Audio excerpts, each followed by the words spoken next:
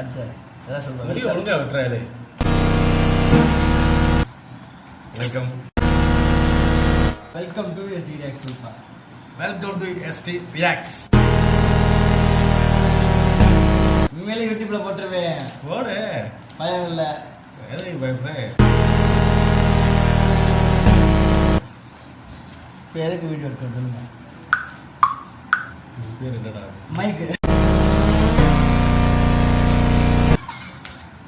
இதுதான் என்ன யூடியூப் மைக்கு.